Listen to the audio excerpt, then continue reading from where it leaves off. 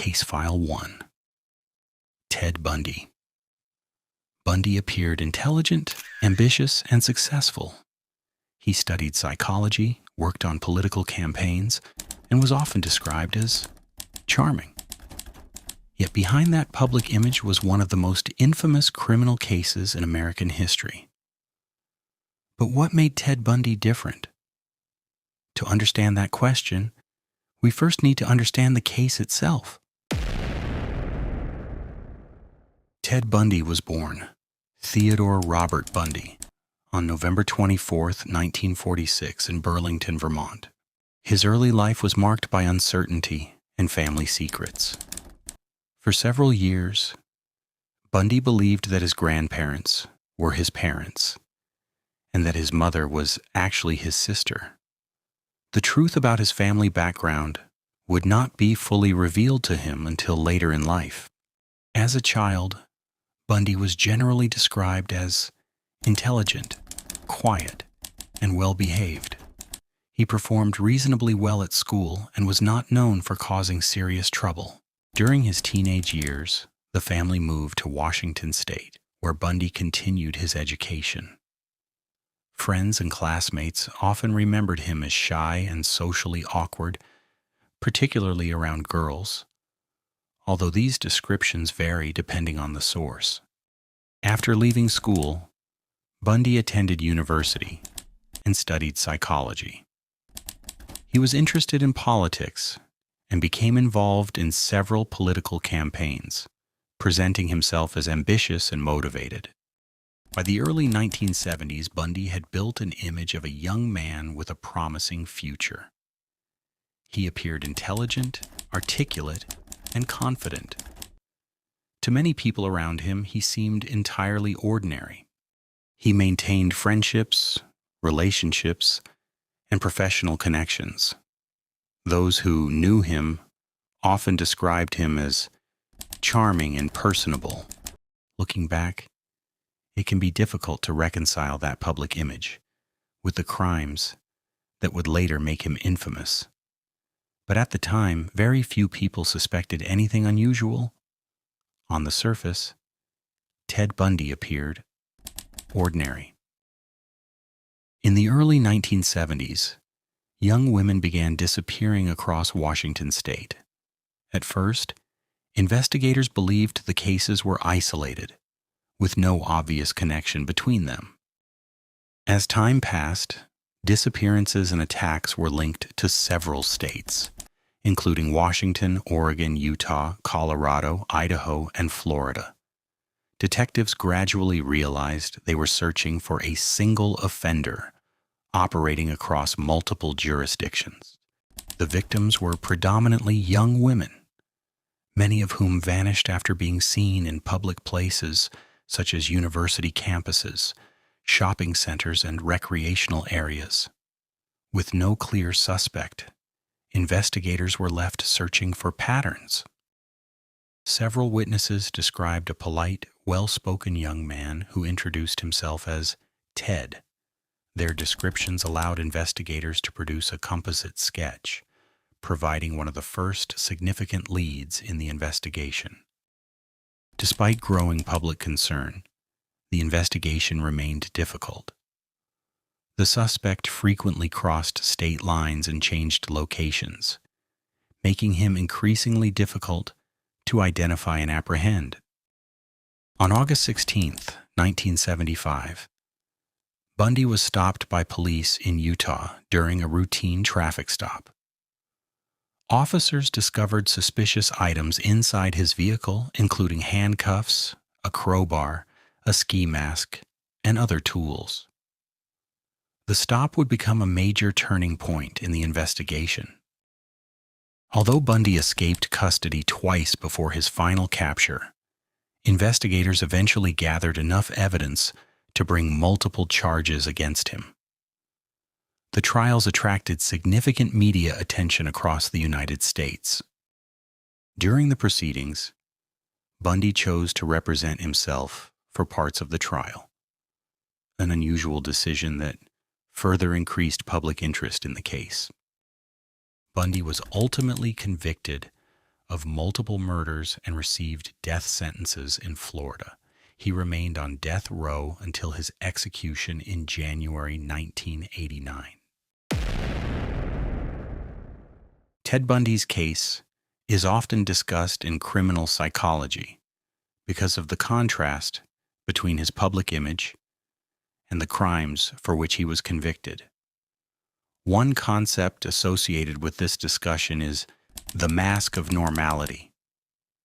It describes the ability to appear ordinary, trustworthy, and socially well-adjusted while concealing harmful behavior.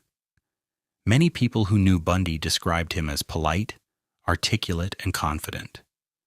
However, these qualities alone do not indicate criminal behavior. Most people with those traits are not dangerous. The case reminds us that appearances alone cannot reliably reveal a person's intentions or behavior. For investigators and psychologists alike, the Bundy case demonstrates the importance of relying on evidence rather than assumptions based on someone's outward appearance. One of the most frequently discussed psychological themes in the Ted Bundy case is manipulation. In criminal psychology, manipulation refers to influencing another person's decisions or behavior through deception or persuasion rather than force. Investigators found that Bundy often presented himself as approachable and non-threatening. In some encounters, he is reported to have used conversation or requests for assistance to lower suspicion before carrying out an attack. By appearing polite, calm, and respectful, he was able to gain the confidence of some victims. This illustrates how trust can sometimes be exploited by individuals with harmful intentions.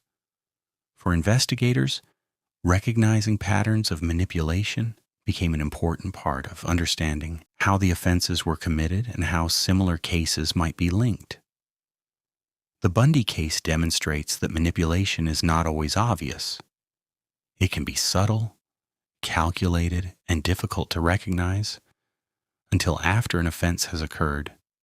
Many criminologists have discussed power and control as important themes when examining the Ted Bundy case.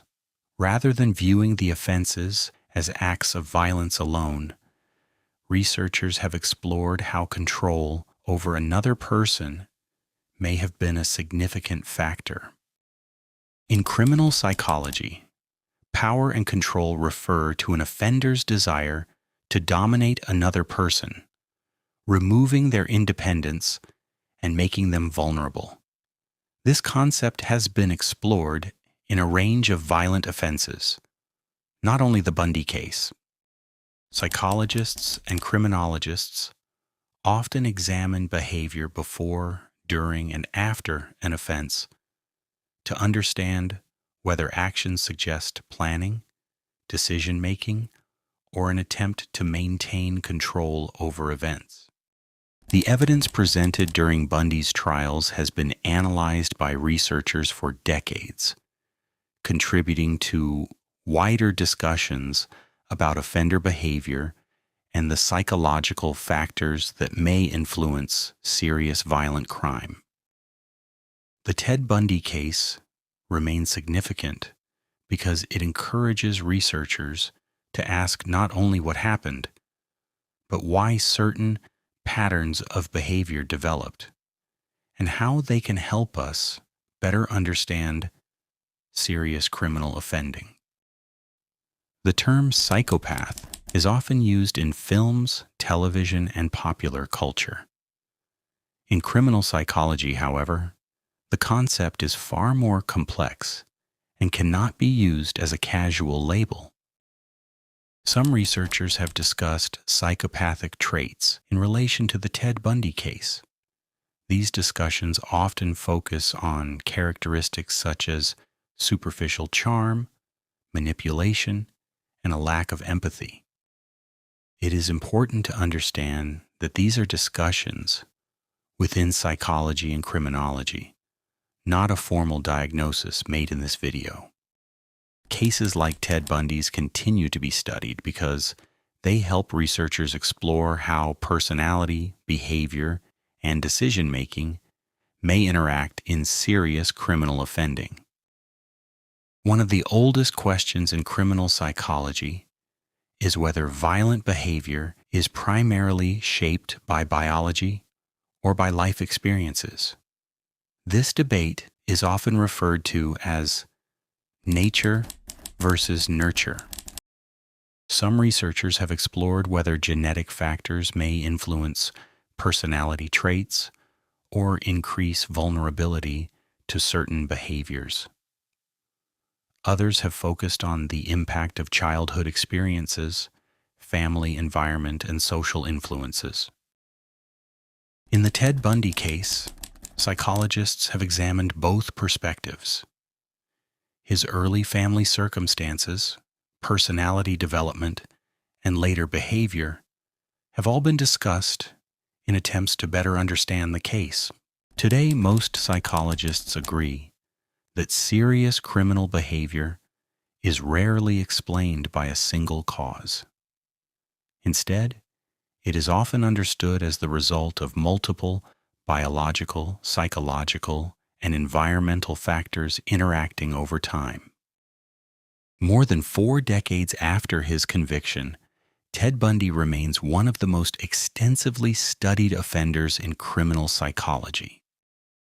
His case is remembered not only because of the crimes, but because of the psychological questions it continues to raise about personality, behavior, and the complexity of human psychology.